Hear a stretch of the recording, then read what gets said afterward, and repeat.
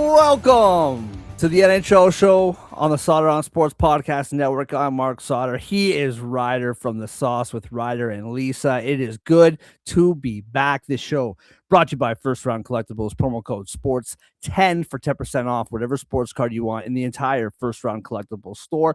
Any ongoing sale, you get 10% off of that as well. For a long time, they were having up to 50% off. For a while, they had 25% off of wrestling cards, which at the time I didn't even know was a thing until they presented that sale. Whatever you want, they got it. FirstRoundCollectibles.com and Total Apex Sports and Total Apex Media. Shout out to them for having us on board. Like I said, I am Marc. He is Ryder. Ryder, what's up, man? Thank you for joining me. I appreciate it. What a wild time in our two cities, eh? Yeah, just a couple guys without coaches hanging out. It feels like, you know how you kids that were raised in like without dads, with absent fathers, somehow have a lot in common. They're able to come together, or like co-parenting situations. You can just relate with the other person. So being in Edmonton without a coach, it's easy to find things to chat about with you in Toronto.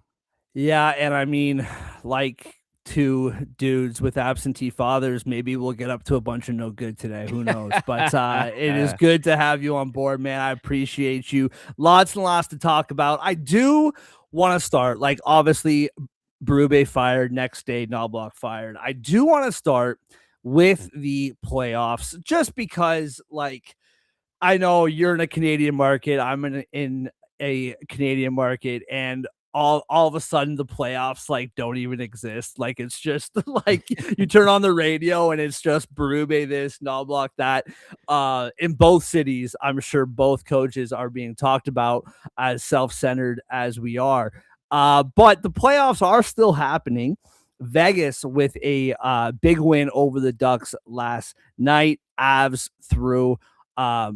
Canes through. The only teams left to figure it out are Montreal and Buffalo. We'll start with just the West in general. Did anything in those first two rounds or in those two rounds, Avs, Wild, Ducks, Vegas, did anything surprise you? Did it kind of go the way that you felt? I know for me, I felt covering the Wild Stars series for the Hockey Writers. It's not that Minnesota didn't win that series because they were the better team.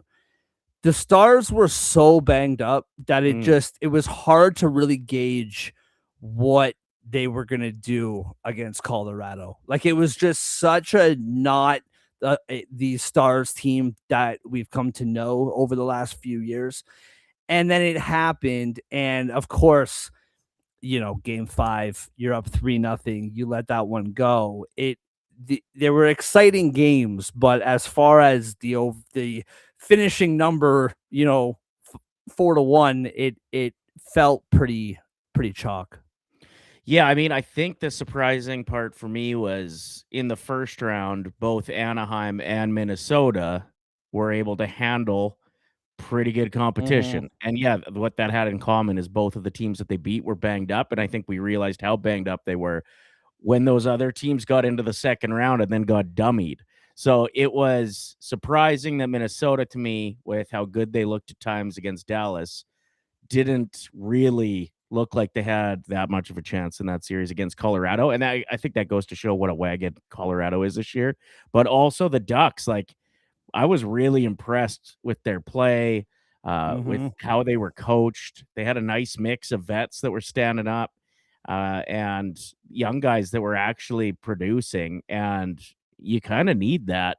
And so I actually thought they would beat Vegas, and Vegas made pretty quick work of them. I mean, 6 is still 6, but it didn't really feel like a 6-game series. It kind of felt like more of a 5-game series, just I guess Vegas's wins being as big as they were. And like a lot of their games, it just looked like Vegas was going to win the game for most of it. So yeah, it was interesting. I mean, how does it feel in Toronto with Marner fighting for the Conn Smythe at this point. Dude, I'm so glad that you brought this up, and I'm curious if we're on the same page with this because I'm dying to argue with somebody about it, but maybe we agree. I don't know. I, you know, first of all, I'm the same as you. I thought that the Ducks would be Vegas as well. And full disclosure, I picked them to beat the Oilers in 6 as well. And the only reason for that, I know. I gotta be careful when I'm on your guys' show because I don't want to piss anybody off. This is my show. I can say whatever I want. But Yeah. the reasoning was similar. Number one, your big guys just weren't right. And with the way that your season was going, if those guys weren't right, it just wasn't going to happen. I think the goaltending on both sides, both for the Oilers and for Vegas, was very concerning throughout the season. And both Vegas and the Oilers just never got going to where we thought they would get to the whole season. I mean, you and I talked about this after the Olympics. Like it's not that the Oilers aren't the better team than the Ducks. They are.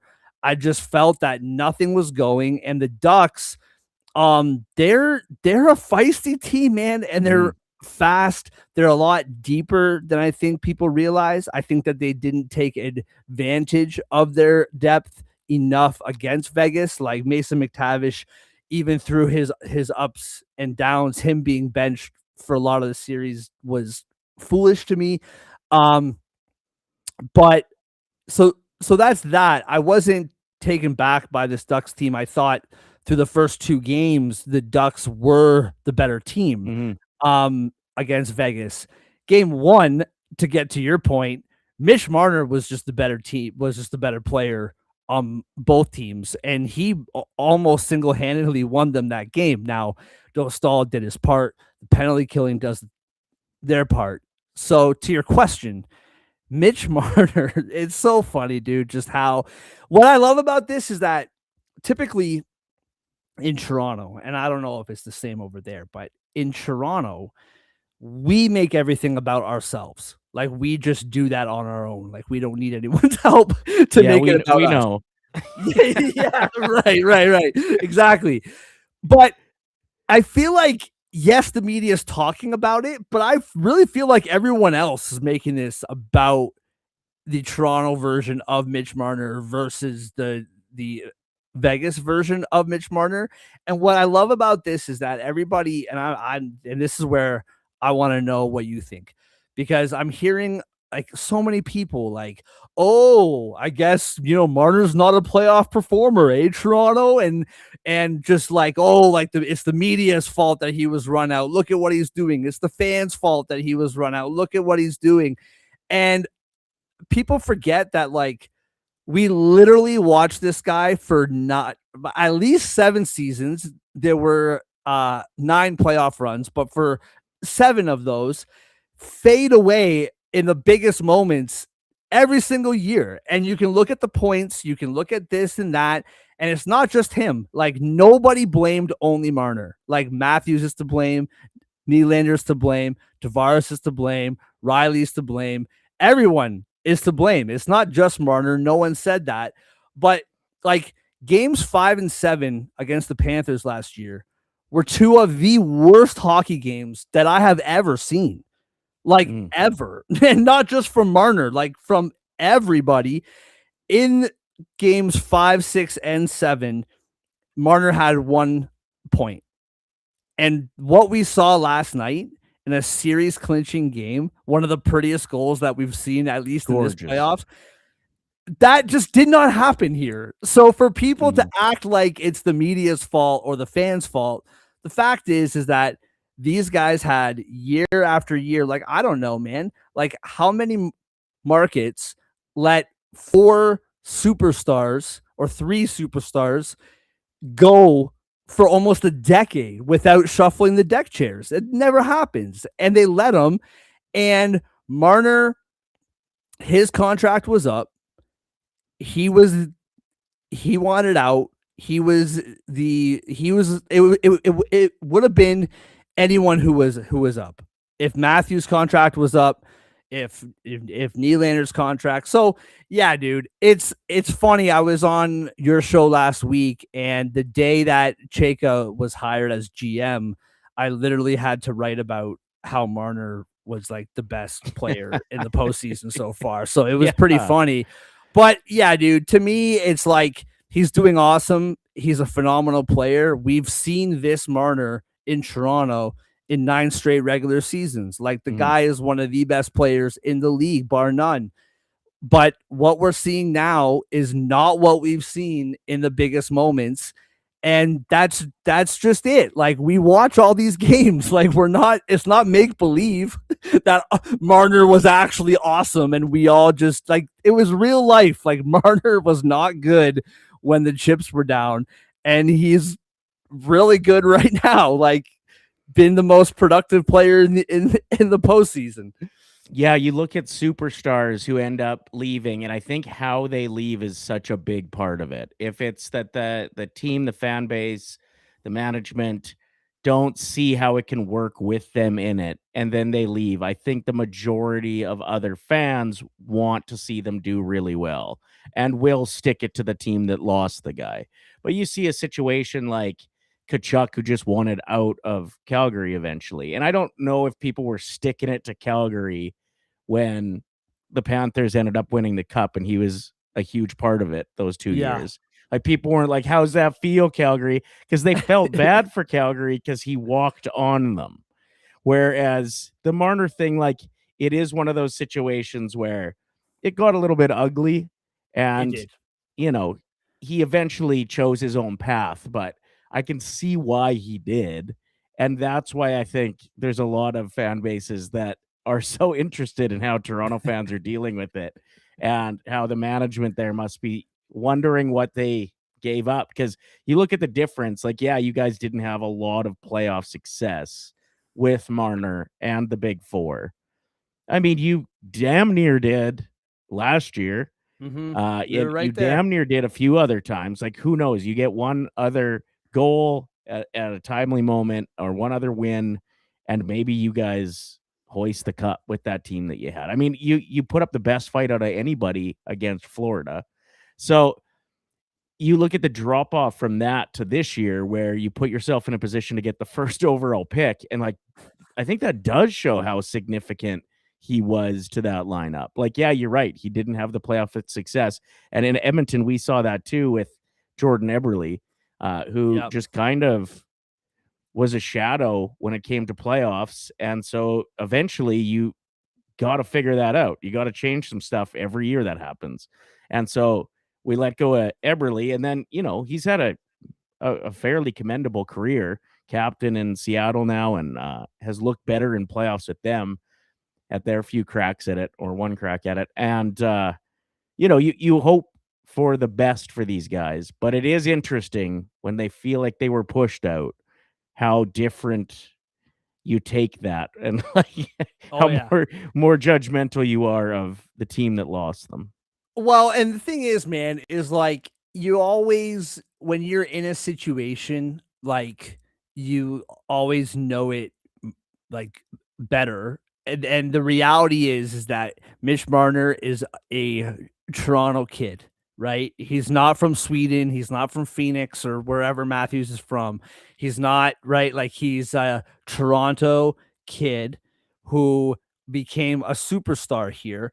And when he signed his 6-year, $10.5 million contract, that changed a lot of things, because at the time you had players, and the names are kind of slipping away from me, but you had players at his stature who were signing for 8 times 8 and 7 times 8 and 9.5 times 8. And he held out for 10.5. Like, he refused to even look at Scotiabank Arena until, or maybe it was until they gave him what he wanted. And so and then that put them in a really bad position, because they already gave Matthews what he wanted. They already gave Tavares what he wanted. Like, so there was like so much more going on that it's like, okay, if you're going to hold out on us, and put us in this impossible cap situation, then let's see it happen. And again, in series clinching moments, like there were series where they were up 3-2 in the first round. It wasn't like they were always, down 3-2 and climb back. They were up 3-2 against Boston twice, if memory serves correct. And they choked it away. Like, you know what I mean? And that game 7 that you're talking about last year, like they pushed the Panthers further than anyone did. I guess you guys like the year before in the Stanley Cup, but you push the Panthers to the brink. That was not just like one bounce and maybe they win. Like they got their faces kicked in that game 7. Like it was bad. Yeah. So I don't know, man. Like I personally, I love watching this guy play. He's an incredible hockey player. I talked to a buddy yesterday, or no, today. And I was like, yo, dude, did you see that goal last night? And he's like, no, I haven't watched. He's like, I can't watch him. I can't do it. I can't do it. So I think I'm a little bit more removed, I guess. But yeah, dude, it is hilarious, especially with the drama surrounding the Leafs right now. The fact that Mitch Marner is just in Vegas with flip-flops right now, like just, hitting on a 19 at the table, like just chilling. I love it. Yeah, feeling good. I mean, I think all of us being Canadian hockey fans too, you have an extra sweet spot for any Canadian that is excelling. So like, I've always had a sweet spot for him over maybe a Matthews just because of nationality. Like, I always think rooting for the Canadians. I think it's funny too, in Toronto, he's a rich hockey kid. Like his parents are like rich, and he's just like, I know the city he's from, the rich hockey snob. So people just identify with it, right? Like, oh, he's just like Michael 20 years ago back in high school, that dweeb. Like they can kind of put 2 and 2 together. But yeah, good for Mitchie. Moving on, furthest he's ever gotten. I do love, just real quick before we move on, I do want to ask you this. Since you brought it up, not me, I do want to ask you, do you put any stock in the fact with his performance now versus with the Leafs, the fact that they've had to play Utah and Anaheim, and every playoff series except for their series against Ottawa last season, they had to play like Stanley Cup contenders? Like I've heard this argument a lot, and I'm here for it, but I also don't want to minimize what he's doing right now because he is like playing incredible. I just can't help but think like Utah and Ducks, no disrespect, not the same as Boston back when they lost to Boston, and Tampa when they lost to Tampa, and Florida, 2 seasons out of the 3 that the Panthers went to the Stanley Cup, they had to go through Toronto. Like it does feel like the competition is a little less, what I mean? That's fair. Let's see what he does against Colorado and what they like. That's it, right? Because that's a more comparable to those teams you mentioned, the Bostons and the Floridas. Like Colorado this year is scary good, dude. And that's a professional segue right there by you, Ryder. Avs Wild. We kind of touched on it a little bit already, but I want to double back on this just for a quick second. I felt that the Avs their tires were getting pumped a little bit too much heading into the playoffs because they, as McKinnon said himself famously, since they won the cup, they've done nothing. And they've had some Game 7 demons, specifically Game 7 against the Dallas Stars last year, Game 6 the year before. And that Game 5 against the Wild, it felt a little to me watching it when Wild jumped out to the 3-0 lead. And it's like, oh, like, it was just Game 5. There was still plenty of time if they lost that game to, win the series. But it did feel like, oh, like we're forgetting that Colorado has some playoff demons over the last few years. And it felt like that was kind of coming to fruition again a little bit. And then when you're, down 3-1 with 6 minutes left and you find a way to win that hockey game, you want to talk about Mitch Marner. How about good old Brett Kulak with the OT winner, eh? Beautiful. But do you think that Colorado can we now finally say no, like this team is for real? Because I've been hesitant to believe in them, not because like a great team, but just because when the playoffs have come up, they just have not gotten over the hump since they won the cup. They've had a really hard time winning big games since then. Yeah, I mean, you look at their depth and it is insane. Like their third line could be a first line on some teams in the league. They're just like they skip over even being a second line. You look at Nichushkin, Kadri, and O'Connor, like I mean, it wouldn't be the best first line ever, but you'd be a respectable team if you were rolling those guys out. That's their third line. Like, yeah, I think sure they've had some demons, but they didn't have this group. Like getting Kadri back at the deadline was huge. You slot that guy in at 3C behind Brock Nelson, disgusting. Behind Nathan McKinnon. Like their center depth is insane. And looking back at Edmonton's series, like our strong suit was also depth at center. We had McDavid, Draisaitl, and then you got Dickinson at the deadline, and then you kind of slot in any number of Henriques or whatever for the fourth line center. That was very strong. Then McDavid, first game, looks like he has an ankle injury. We find out there's a broken something in that area. Draisaitl didn't really look like himself coming off injury. Dickinson was nothing compared to what we saw when he was healthy.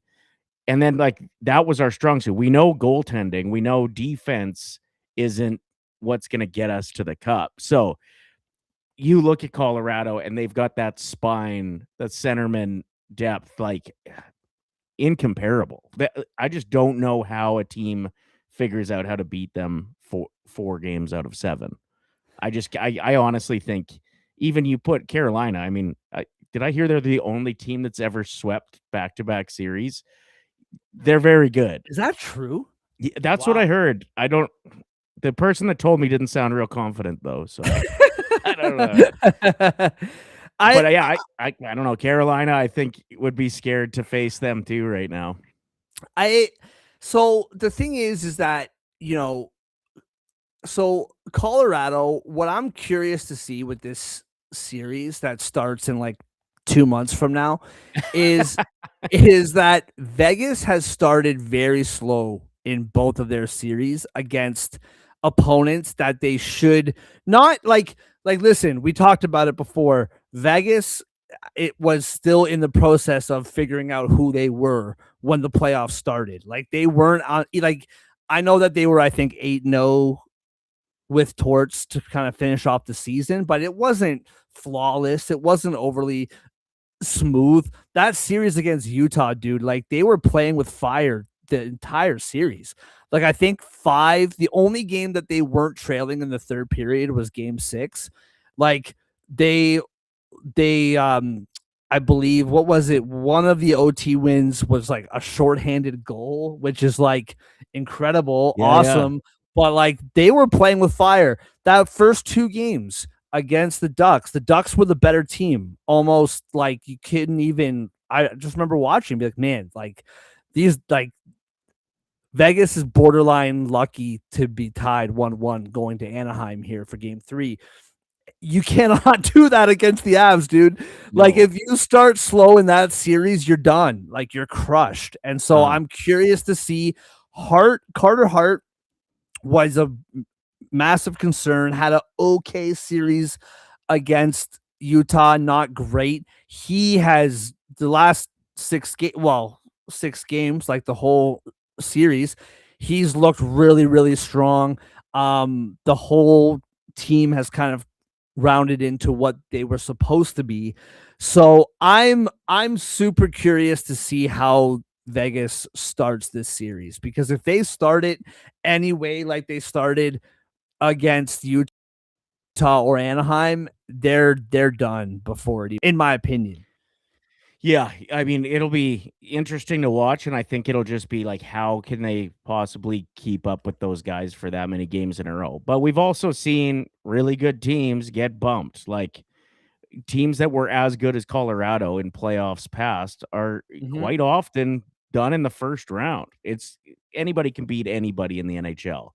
But like I said, I just don't know how Vegas can find a way to beat them 4 times. Yeah. It's gonna be super interesting to see. I also, I sorry, we're live, folks. What's up, buddy? My son just came into the studio. It's good to see you, buddy. Haven't seen the young dude all day. I do want to quickly go over to the East. Philadelphia, Carolina. As you mentioned, Carolina, the only team to sweep both series, or at least one of the only. We'll get your buddy to fact check it on the fly here. And then Montreal, Boston, the only hope that we have left for a game 7, for the love of God. Like, where has the drama gone in this postseason? I want to ask you about that later. You talked about Carolina, the fact that they are 8-0 against Ottawa, which I think that Ottawa should be rather disappointed in the way that they conducted themselves in that first round. I think Philadelphia should be really proud of the fact that they got to where they got to. Um, where are you at with the fact, like, can we trust? Like, yes, Freddie has been awesome. Can we trust what we've seen from Carolina, given the fact that they have by far had the easiest path to the conference final? And again, that's no disrespect. It is what it is, man. Like, Yeah. you sweep both your opponents. Yes, you're good. They look like a machine. Like, they just look dialed in. They look professional. They look just like super tight. Um, in all three phases, to steal a football term. But, like, come on, man. Like, this playoff format treated them very well this season. Yeah, you look at it, and I just did the fact check. So they're the only NHL team to start the postseason, to open playoffs by sweeping 2 consecutive best of sevens. In Okay. 92, Chicago won 11 straight games at one point, but that's not how they started the playoffs. And the Pens Gotcha. also swept 2 series in the 1992 playoffs. And then there's some other ones. It says that the Oilers in 85 started the postseason 9-0, but I don't know why this AI is telling me that then Carolina became the first team to sweep two. Whatever. It's still a remarkable It feat. You want, impressive. yeah, you wonder if that much time off, though. You look at how some teams come back Oh, after man. all-star breaks and that their identity has been lost in the shuffle. I'll never understand how a team who, has the summer off, majority of the same players can come out and look like absolute shit to start a season. And the Yeah. Oilers do it every year. Like you watch them go to the Stanley Cup final and lay it all out there, and then it takes them until Christmas Eve to start playing decent hockey again. Yeah. But you wonder about the break for this big of a break. Like for you to even bring up Philly and Carolina, that feels to me like we're talking about something that happened months ago. Oh, Like yeah. it's and we this they could not play again until what? When? Tuesday, Wednesday next week? I think Well, if it no, if because game 7, if it happens, between Buffalo, Montreal, will be on Monday. Monday night. And the Western Conference Final starts on Wednesday, Okay, which so means that it'll be Thursday back and probably. forth, right? So Thursday, dude, like, that's crazy. Like, that's Yeah. insane. I'm with So you. you wonder like I don't care how good of a team you are when the other one's coming off a game 7 and those guys still have their playoff legs or coming off even a game 6 and are just firing on all cylinders to get through 2 tough series for either Buffalo or for Montreal. Um, and then you walk into Carolina, like I don't know. I don't trust them for one of the teams that's through nearly as much as Colorado. Well, and one of the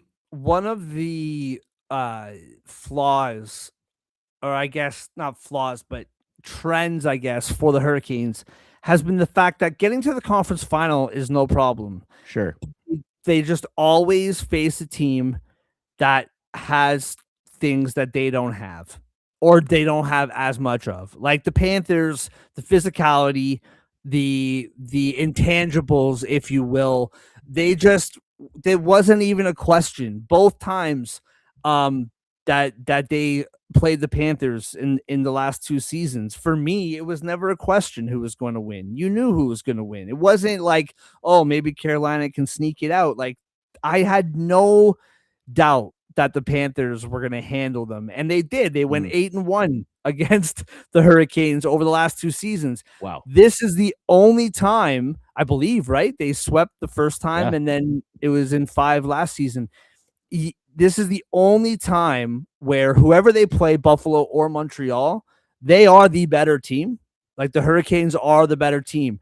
That being said, and I know it's kind of recency bias because of what we watched from Montreal last night, but I still, that's going to be a heck of a series. Like specifically Montreal, if they find a way to win this series, Yeah. I think they can give the Hurricanes fits, man. And I'm with you with the rest thing. Like Freddie Anderson, I've always loved the guy. He's a really good hockey player. I met him once in an elevator. Did not say hi, so I guess I didn't really meet him. I was just standing beside him in an elevator. Seemed like a great guy, even though we didn't, talk to each other. Huge, like a massive human being. But yeah, fun fact that you can throw out at a party. Perfect. Thank you. Oh yeah, dude, for sure. Dude, I know a guy who stood beside Freddie Anderson. So anyway, he has been phenomenal. The later that the playoffs go on, his play seems to regress. Unless when he played for Toronto and he regressed in the first round. Funny how it all comes back around. Sure. But you sit for that long, it's the goaltender that you're worried about like the most, right? Like a player, I think, needs like a period to get his legs back. Where a goalie, I don't know, it feels like, I'm not a goaltender by any means, but it feels like that his rust could be the more concerning factor rather than the whole team.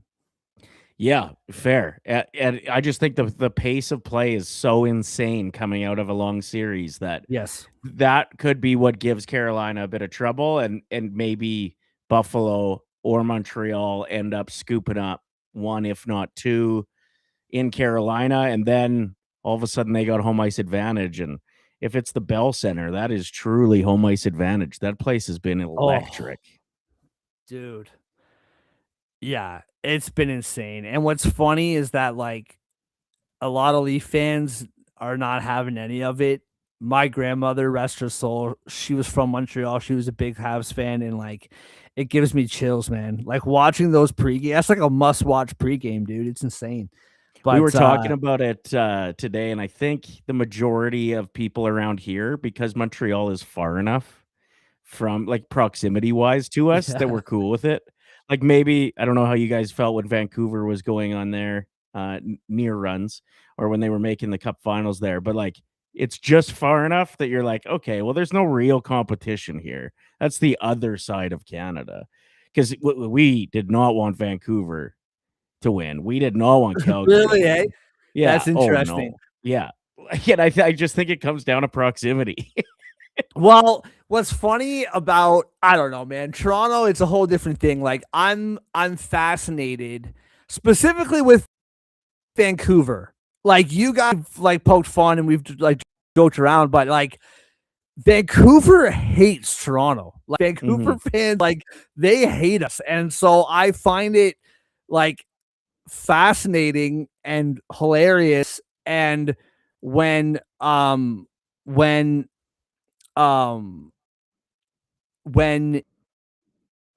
they final, like I was rooting for it. Like I kind of wanted to see them win. I also think that was a very likable team. If you're not if you don't hate them. Like, I think that was a really fun team to root for.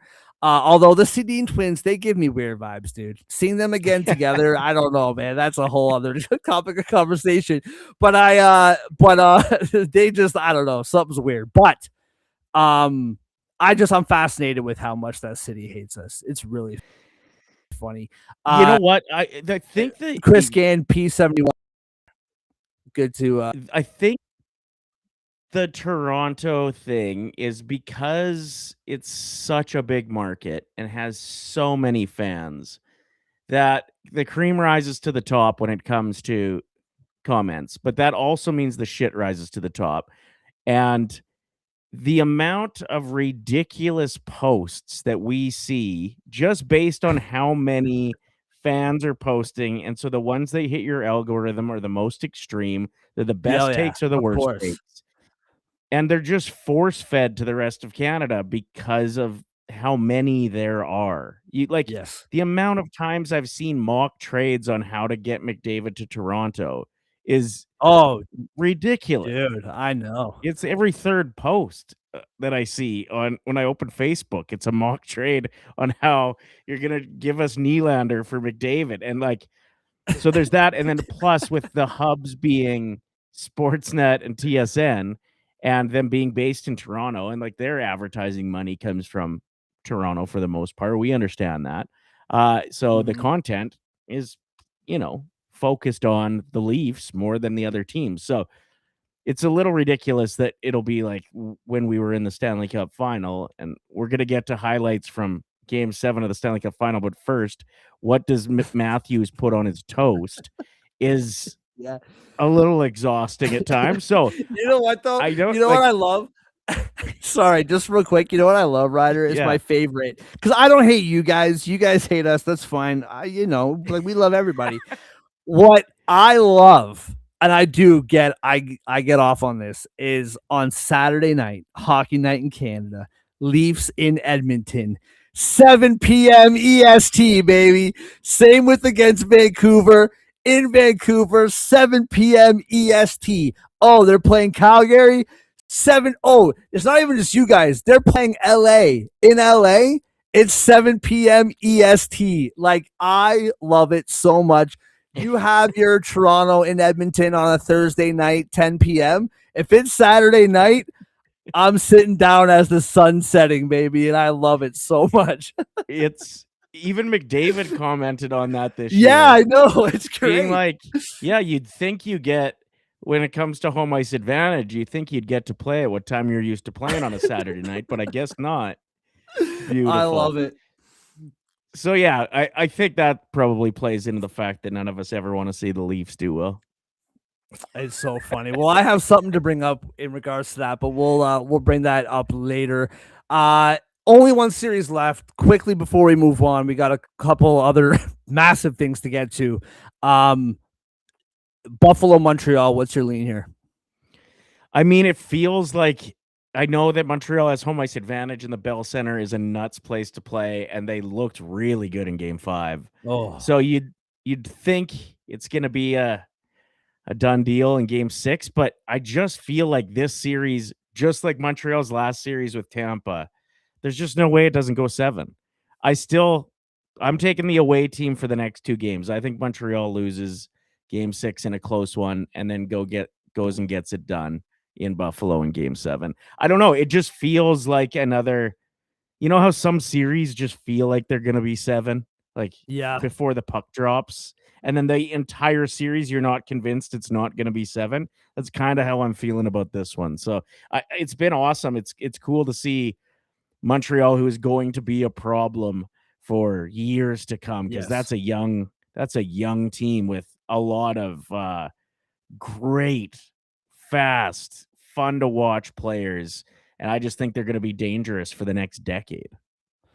Yet Keith Pelly didn't see them coming. Did you hear that? Since you are force-fed Toronto Maple Leaf content? Oh yeah, at the trade, or at when they, I think it's when they fired Brad Treliving. I think he held a press conference and said, Buffalo see them coming, and it's like, you didn't see Montreal coming. You're an idiot. How are you in charge of this team? Oh my god, like Montreal's been coming for years, man. Like, Yeah. yes, like last year was the first time that they made it, but they've been building this program for years, dude. If you didn't see them coming and you're in charge of my hockey team, I don't really know what to say about that. I do think that saves night, down 3-2, breakaway. I believe it was Tage Thompson that Dobish made the save. I feel like that just felt like a series changing save. Because after that, like the Habs just dominated the rest of the game and they like won 6-3. Like it was like a shot for shot game. And then he made that save and the game was over. And so it just felt like one of those saves that just kind of changed the series, and we'll see what happens. But you are right at the same time. Like I would love to see Buffalo win just so I can watch a game 7. Help me God. Yeah. But also the second round Montreal do it. Dude, yes. But watching Montreal move on to the conference final in that building would also be pure cinema. I just want to know where they have figured out to find these goalies. Like as a franchise, I know. and being in Edmonton and having really, since a splash of Dwayne Rollison, and a pretty decent job by a few guys since that. Talbot was a commendable goaltender. Mike Smith was fun to watch. But yeah, since like Cujo, we haven't had a goalie like Dobish. Aside from Rollison's playoff run. Like the fact that they just got handed another one, because he does look like he's going to be an elite goaltender for a long time. And Fowler's no joke either, dude. Yeah, that kid looks good too. He does, yeah. And everybody had Montembeault making the Team Canada roster for a good stretch. I mean, by the time it came around, he wasn't in the conversation, but there was a stretch where he might have been the guy. So they've got him in the bank too. It's just ridiculous and unfair. Well, and they signed him to a deal too, so that'll be interesting to see moving forward. I mean, yeah, dude, like I can't even like, Freddie Anderson had his moments and whatever, but basically Cujo and Belfour back to back. That's like the best we had. But all right, let's move on to our sad state of affairs here in Toronto and over there in Edmonton. I'm very curious about all of this. So let's get to Toronto first, because we are the center of the hockey universe. Yeah, saw that coming. Craig Berube fired. I don't actually have much to say about this. I think that the Knoblauch situation in Edmonton is way more fascinating as far as a conversation piece. I think for Craig Berube, like, listen, it just didn't work. Like there are, like even the year, like last season when they went to the second round, game 7 against the Panthers, like even that season, like they were winning games and they were playing well, but there were still concerning trends throughout the season where it was like they were half playing Berube style, half not, half buying in, not really.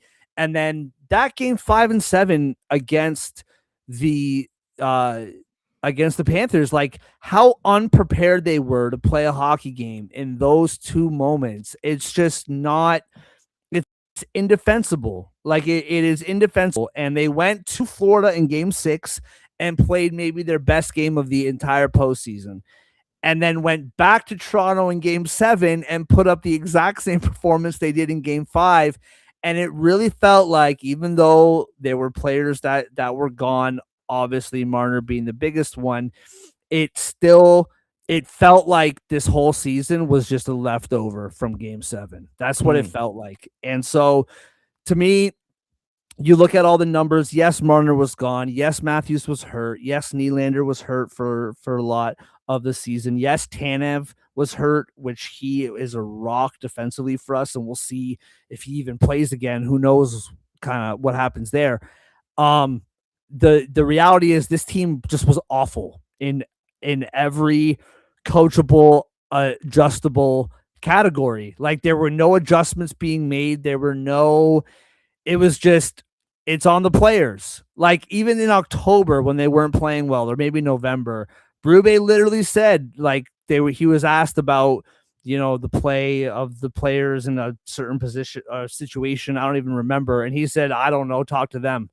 Like they have to figure it out. Like not me." And it just felt like that was the whole season. So I think that it had to be done. I think it was the right time. I know there's a lot of conversation about whether it was the right timing or not. I think the only way you can argue isn't the right time is if you, as a brand new GM, want to keep that like bullet for mid-November when you're awful again and you bullet then, which we see time and time again. I can understand that, but I do appreciate just a completely clean slate. There's numbers coming out now of Austin Matthews, his usage. We're seeing players like Lawton who were traded, like his usage, and Raw or Roy, who's killing it for Colorado right now, how he was used. So I like Berube. I thought he was a really good hire, not the right coach for these players. What I didn't like was Che coming out, and I already just have a hate on for this guy. I don't think it's like our boy Ross from the Blue Jays. Like even though they almost won a World Series, I still hate him. Like I just can't stop. But he came out and said, Berube is a really, good coach, but an even better person. And like, you don't know Berube. Like, I don't need fluff. Like, I don't need all that. And then he came out and said, I didn't talk to the players about this at all. Like, this was just a decision that I made. And on the one hand, I appreciate that. But on the other hand, it's like, you didn't think to talk to any of your players about a Berube. Like, I don't know. But at the end of the day, I with the decision, and I think the time was right.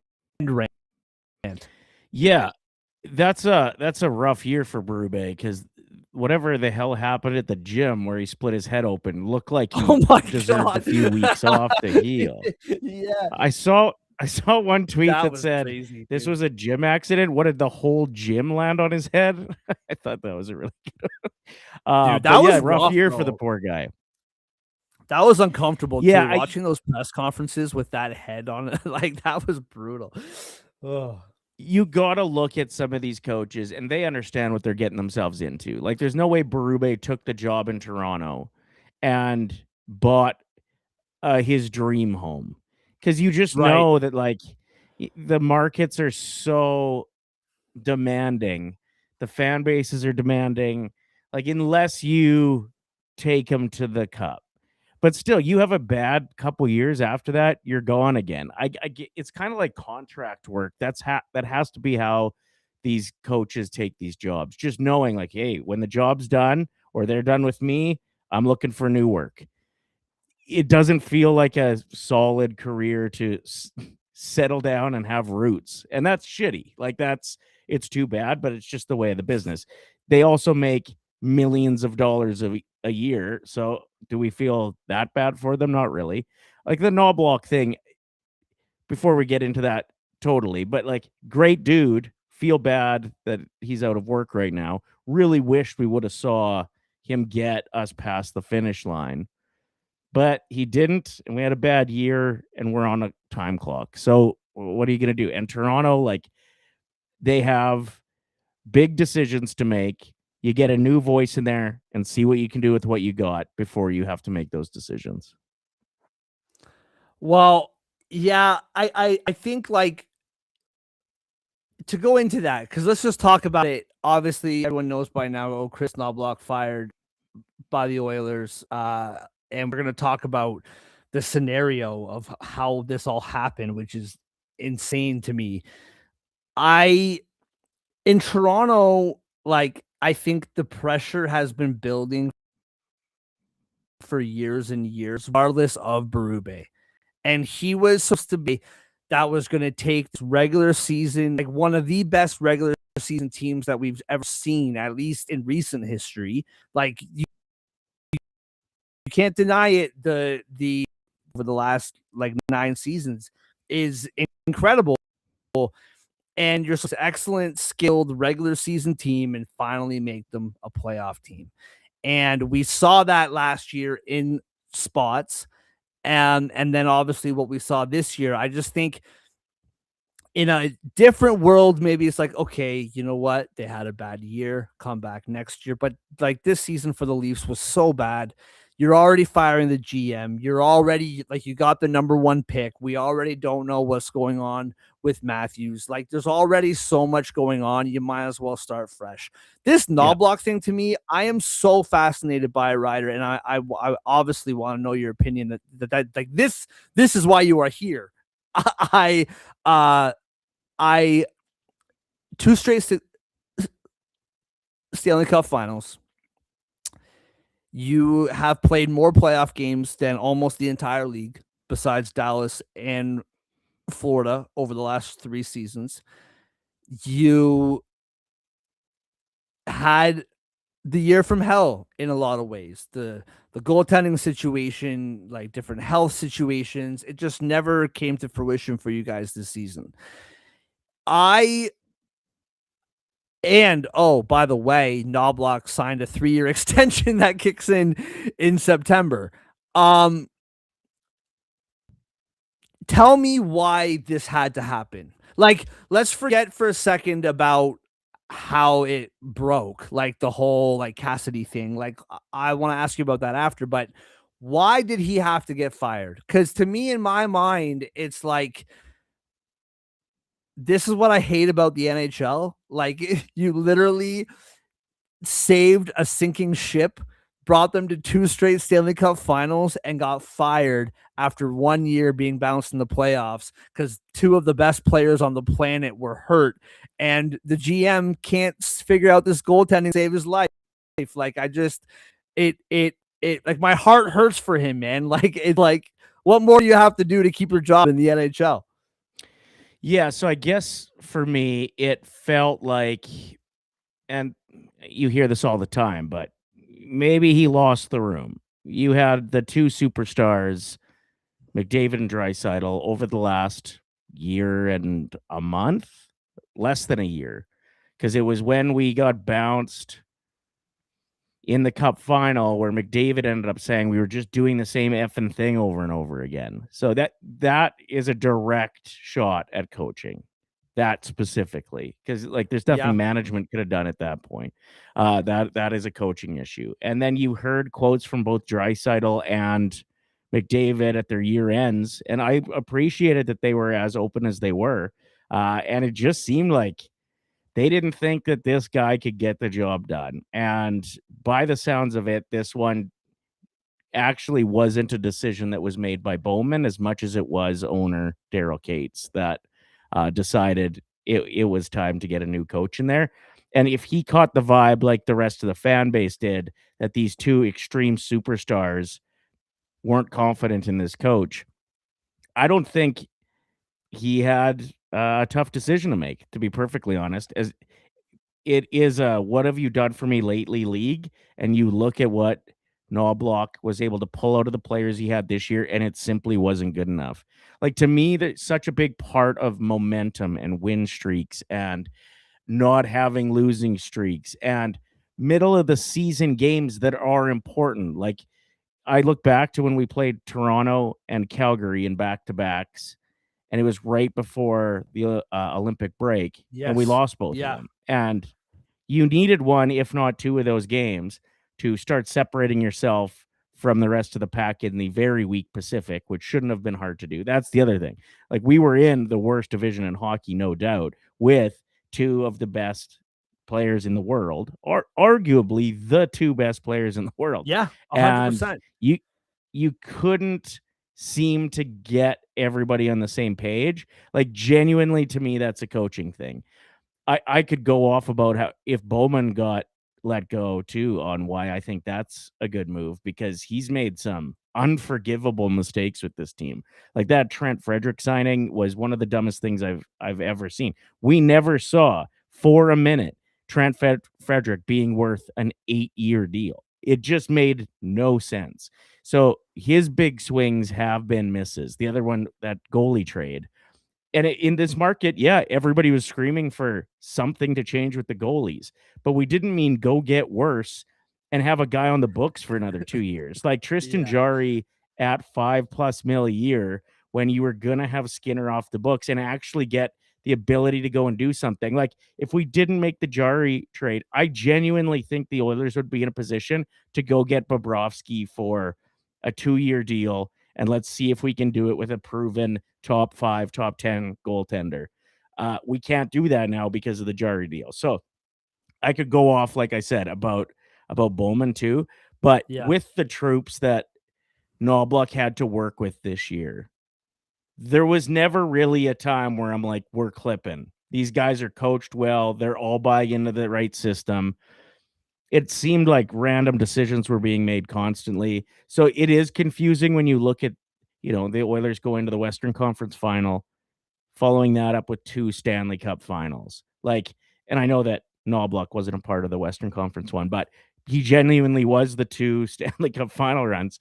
You got to think that gives a guy a few years, and that's why they gave him the contract. But if they looked at it and thought, with so much pressure on the ticking time bomb that is McDavid's future, you have to explore every avenue, and it's a business where if you can replace a guy and upgrade any position, whether it is the goalie or your third line right winger or even your 7th defenseman, if you can get rid of a guy and upgrade a guy, you do it.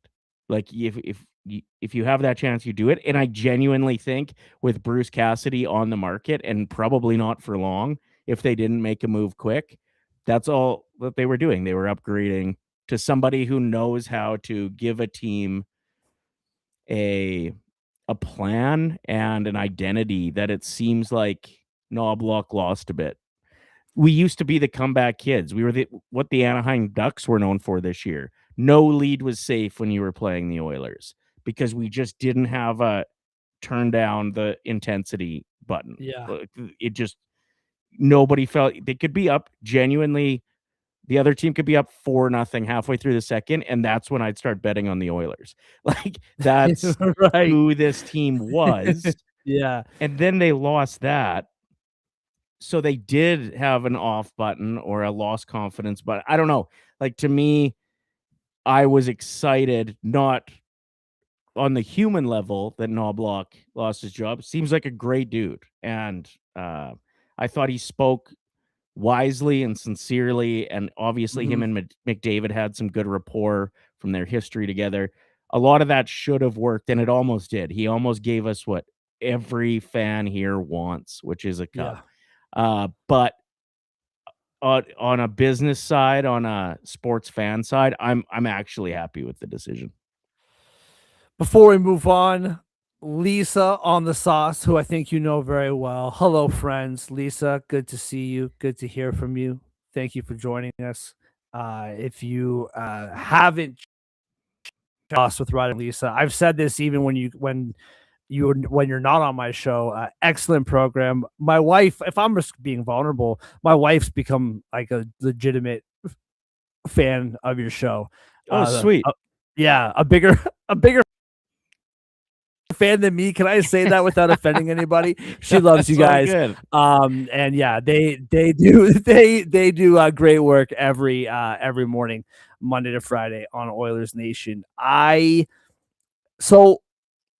think that's kind of like where I'm torn on this, is that I agree with what you're saying with regards to Chris Knoblauch. I know I listened to Friedman this morning was talking about how it seemed like the players needed a harsher voice in the room, a stronger voice, someone that would be harder on the players and not just kind of calm, cool, never know what the guy's thinking, like just standing back there.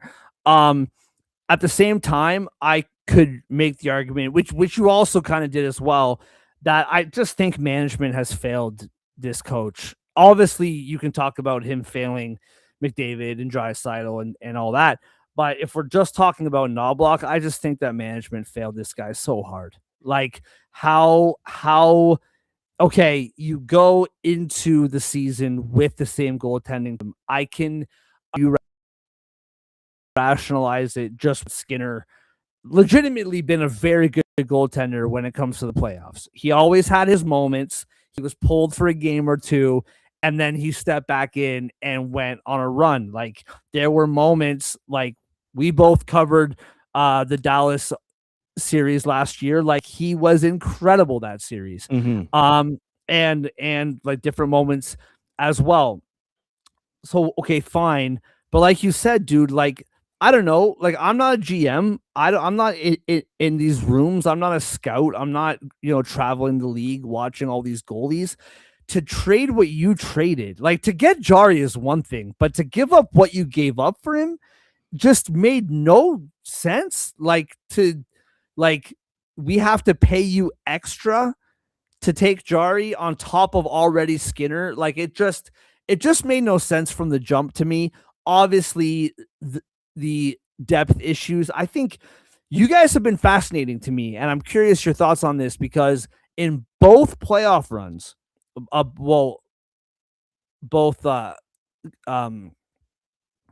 cup runs, I was really questioning your depth. And I didn't understand why they didn't try to do more at like both deadlines to get deeper. And then something happened where you guys were like the deepest team in the league.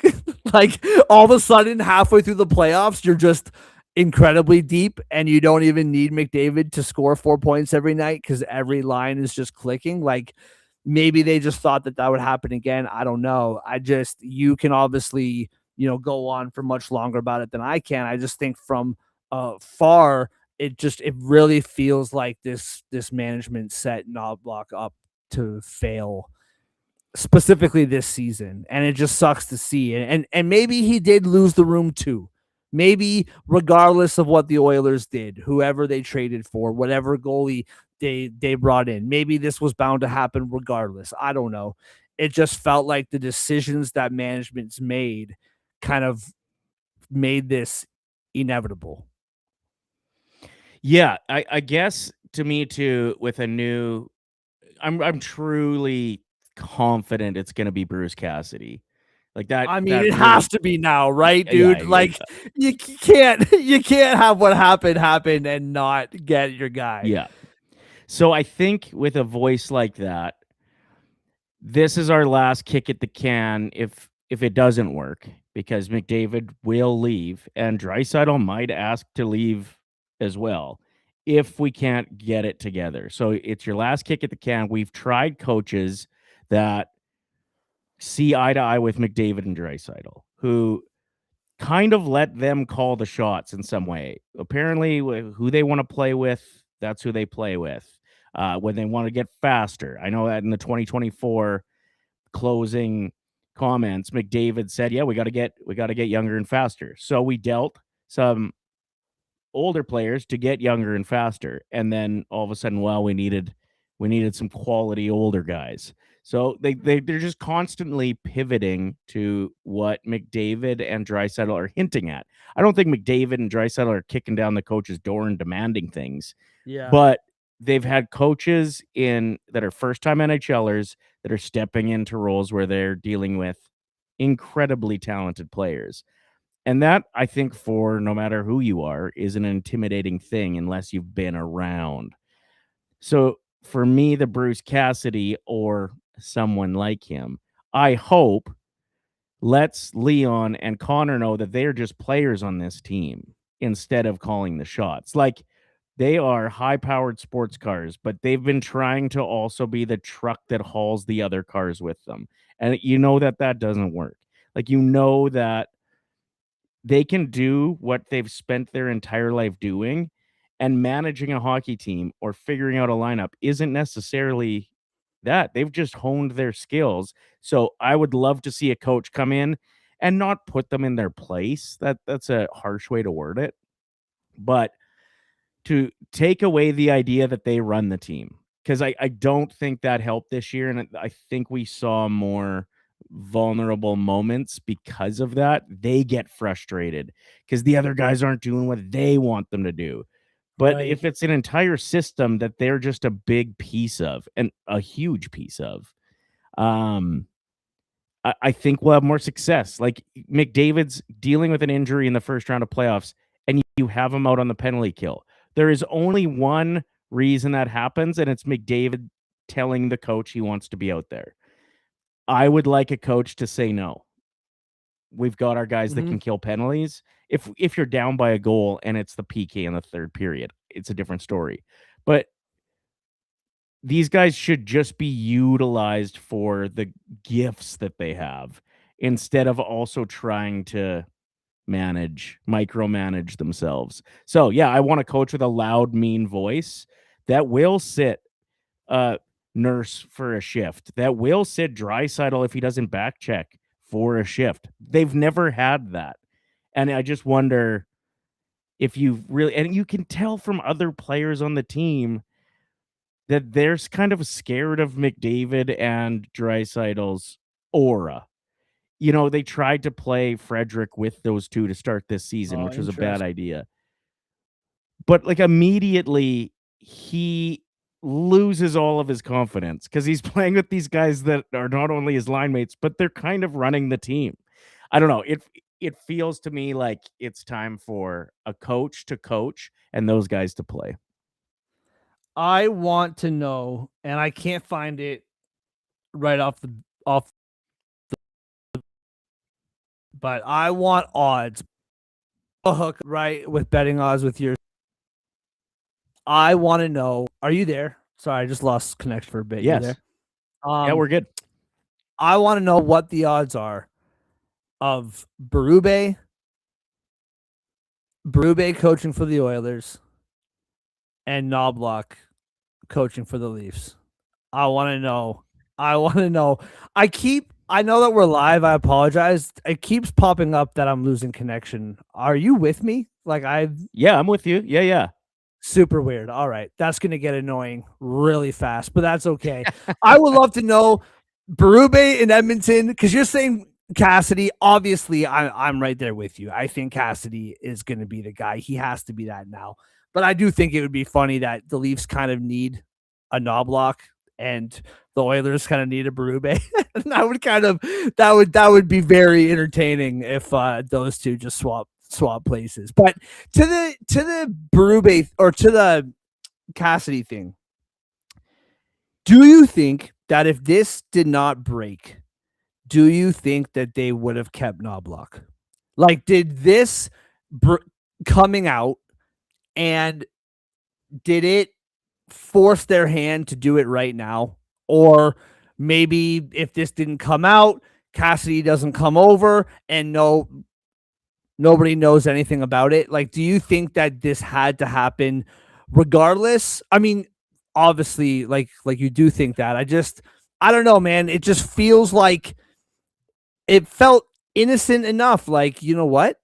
We think that we want to let this guy go, but we don't want to let him go without knowing who we're going to bring in. So we're going to talk to Vegas and see if we can talk. Like, it seemed like a fair way to operate your business. Like, you would rather, like, you don't just want to fire a guy with the success that Knoblauch has had and just be caught with your pants down. Like, oh, we can't get the guy we wanted. Now what do we do with this team that needs to win the Stanley Cup like yesterday? So I understand what they were doing, but just walk me through. I'm not articulating this question very well, but just walk me through what you think about all the shenanigans that went down. Because I also, just really quickly, I want to say, and I meant to say this earlier, but I forgot. When I was on your show last week, when I logged off, my wife was watching upstairs, and I went upstairs to grab a coffee before heading off to where I had to be. And you said to Lisa that as much as you guys, I can't remember the exact wording, but as much as you guys hate how the center of attention Toronto is, you still want it. Like, you still love the tire fire. And less than a week later, this happens in Edmonton, and it's legitimately the first thing that I thought of. Like, as soon as I heard about this, I was like, "Ooh, how the turns have tabled!" Yeah, totally. All right. So, yeah, I think they probably had a list of potential coaches that going into next season they wanted. And I think Cassidy's number one. There might be a number two or a number three. My guess is Knoblauch was number two. Mm. That they had their sights set on this guy and they wanted to kick the tires on him and see if it was a possibility. I don't think that's wrong in the industry that we're looking at. Like No. that happens all the time. When Knoblauch got hired, it was the same day that Woodcroft got let go. So he's been in that situation. And I genuinely don't think a coach would even have hard feelings, or they shouldn't.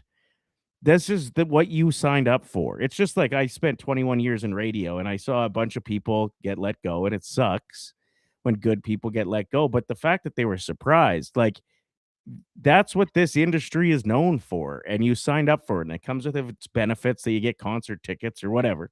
But you might get axed even if you're doing a good job. You should know that that's what the industry is, and it has been. Mhm. So the hard feelings part with Knoblauch, I kind of got over quick, especially that he's going to get paid out what 9 million for Dude, this, no I matter what. If he doesn't can't work for the believe it. next 3 years, like Oh. that helps. But I do think that somebody was motivated to leak it. I don't know who it was, and I think that leak was to make sure that Knoblauch was let go. So I feel like it was the Cassidy camp or Cates himself that leaked it. I don't think the Mm. Oilers would have slipped. I don't think Vegas would have any reason to release that unless they wanted to see a tire No. fire in Edmonton. Uh, so I just don't know how else this kind of thing gets out other than somebody who actually wants to keep the ball rolling. So to me, like Cates kind of does make sense. If he went to Bowman and said, I want a coaching change for next year, and Bowman said, not on my watch. Knoblauch, I think, is the guy. And Cade said, okay, well, let's release that you've been talking to blankety blank. Like I don't know what shook down, but it was a shitty way for Knoblauch to have to go out. Yes. Like I don't think at the end of the day it makes that big of a difference.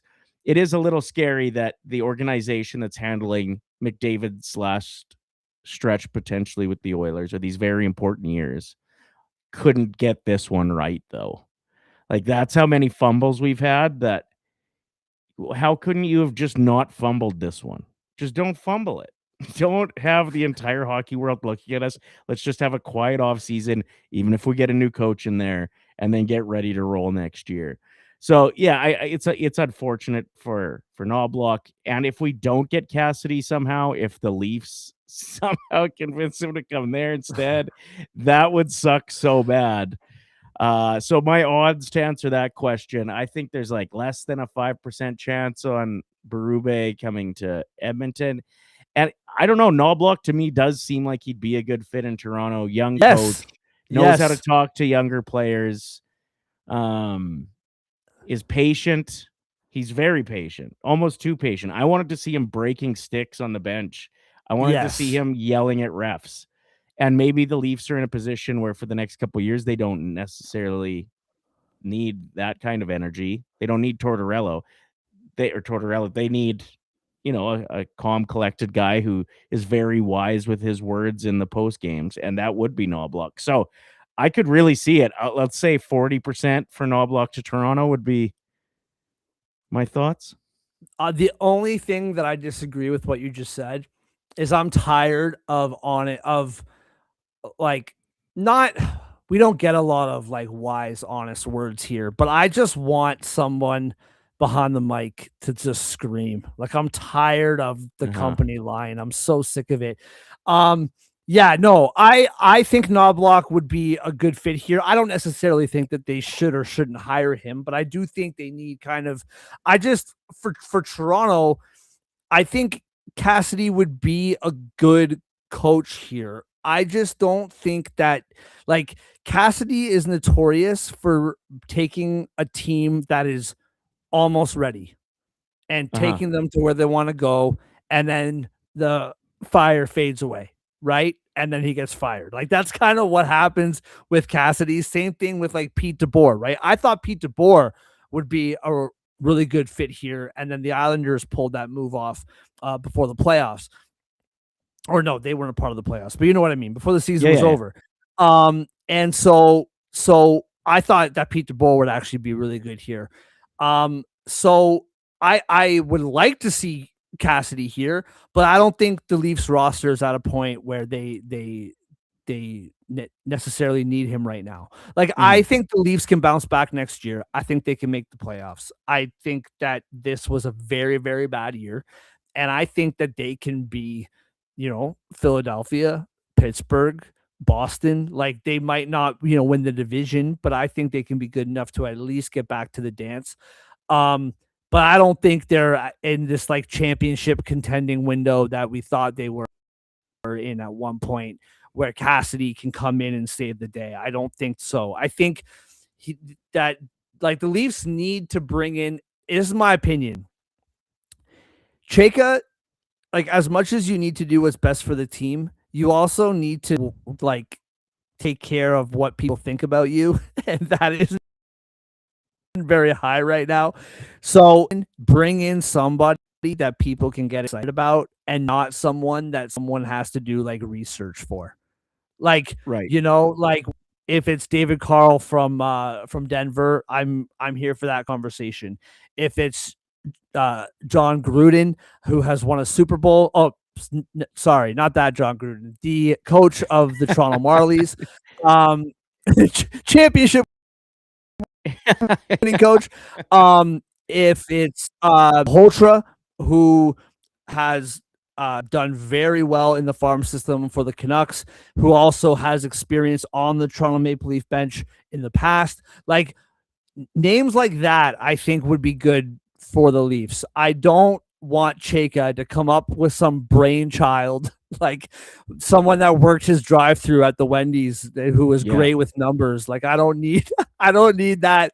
Like I want someone that we need, but we'll see what happens in Leafland. So yeah, what a wild time, man. What a wild time. The last thing I was gonna ask is with what happened, is there a world, and this is my own curiosity, the answer is probably no, but is there a world where Knoblauch could have said, bygones be bygones. If you guys can't get Cassidy, give me a, or did this just have to be what it was? Yeah, I mean, I liked Knoblauch so much for some of his tenure. The question I asked the other day when we had somebody who knows a lot more than me on was, is there a world where he'd be comfortable slipping into an assistant coach role? And like, they're like, maybe on another team, but there's just no chance. Yeah, like, that can't happen. Yeah. So I would say no. Like, I know that you knew that answer was coming, but yeah, I don't know what they'll do if Cassidy's a no. I guess there is Berube out there. Laviolette, a lot of people are pretty high on when you dive into that. Or like you said, you look at Malhotra or something. Like, we don't need a coach that's getting his real first kick at the can at it, but we need a finisher. And I think Cassidy knows that we have the potential to do something special here in the next couple of years. And it sounds like he really wants to win a cup in Canada. Like that, he has said in a few different interviews that would be an awesome thing to do someday. So that to me is all very exciting. I was really hoping at the end of the Tampa Bay Lightning losing out their 4th year in a row. Oh man, imagine that Cooper was going to be available, because him and McDavid had like a man crush on each other. Dude, it's hilarious how in this world of NHL coaches don't matter and just extend them and fire them. Like, this isn't the first time this has happened, even in the last 2 years. This seems to happen way too often. Bednar and Cooper are just looking, and like Brendamore are just looking at the rest of the league, just like laughing. I'll be right there. Okay, buddy. All right, this is my time. I think my time has come. But dude, Ryder, thank you so much for joining me, man. I appreciate it so much. Joining the show. what do you got going on for the good people? Let everyone know what's going on for you and for the sauce. Sure. So we're just rolling into May long weekend. Do you call it May 2-4 out there? We do. Absolutely. Doesn't make any sense this year to call it that, eh? No, I was saying this to somebody recently. It feels early, you know? Yeah, well, I Like think you originally called it May 2-4 because it usually lands on May 24th. Why are you saying you? Is it us? Are you blaming us for this? Yeah, well, we don't call it that here. What do you call it? Just a long weekend? We just That's call boring. it May long. That's it? May long. That's it. May long. Sounds like a buffet place that you hit up at like 3 a.m. Well, on a Friday night. Funny you say that because that's my plans for it. I love it. Pretty chill weekend. My kidlet's here too, so the weather's looking like it's going to turn into not terrible. And all week it said it was going to be terrible. So a lot of people looking for some plans as far as the sauce goes, scrambling with the news on a regular basis, but also try to talk about whatever ridiculous other things are happening in the world that might be of interest to our people. So. Dude, absolutely love it. As far as I go, I don't know, like usually someone's watching my child while I'm doing it's just letting it ride. It's totally cool. But we yeah, I appreciate you having me on. As for me, there are articles coming out on thehockeywriters.com with regards to the Vegas Golden Knights. I've been covering the Knights since the Stars and the Leafs are both not in it. More hockey content next week as we go. And don't worry, I will do, for those of you who care, I will be doing not hockey content eventually. This is just my life right now, and you're just going to have to deal with it. So for first round collectibles, promo code SPORTS10. 10% off whatever sports card you want in the entire first round collectibles store. And my son and Total Apex Sports and Total Apex Media. Ryder, thank you. Everybody live on X, on YouTube, thank you. And we will see you all next time.